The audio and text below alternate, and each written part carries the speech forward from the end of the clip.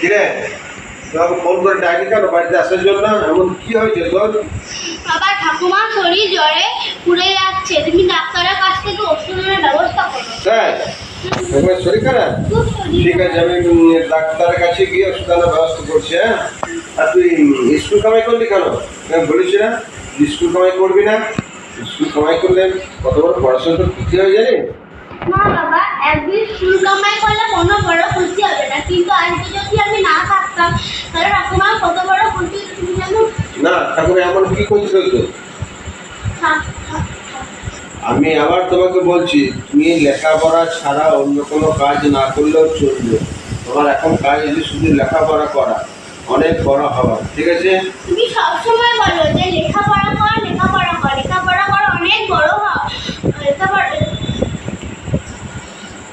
তোমার আর লেখাপড়া, স্কুলে লেখাপড়া ছাড়াও তো বাইরে যাও, বাইরের জগতে অনেক শিক্ষা পাওয়া যায়। তো তুমি আমাকে বলেছো বাবা। তুমি অনেক বুঝে গেছো না? তোমার বোঝার বয়স এখনো হয়নি। আমি যেটা বলছি যে শোনো, তোমার ব্যবস্থা আমাকেই করতে হবে। তোমার ঠাকুমাকে আমি বৃদ্ধাশ্রমে তোমার ব্যবস্থা করছি না। কি বললে বাবা? কি বললে বাবা?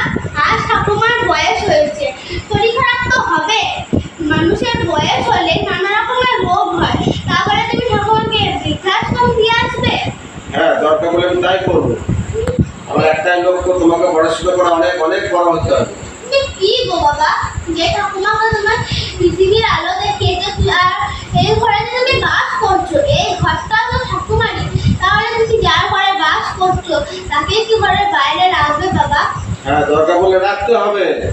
আমি বলিস না, তোমার পড়াশোনা সব থেকে আগে। আমি অন্য কোনো কিছু জানতে চাই না। তুমি পড়াশোনা করো, বড় হও, পৃথিবীর আলো মানে প্রত্যেকটা মানুষের মন জয় করো, আমি সেটাই চাই। না বাবা, তোমার কাছ থেকে তো আমি এরকম আশা করিনি। তোমাকে আমি এখনো বলছি, আবার বলছি, পড়াশোনা ছাড়া অন্য কোনো কথা তোমাকে না ভাবলেও চলবে। না বাবা, আমি ছোট হতে পারি, কিন্তু আমি এটুকু বুঝতে পারছি যে তুমি কাজটা মোটেও ঠিক করছো না।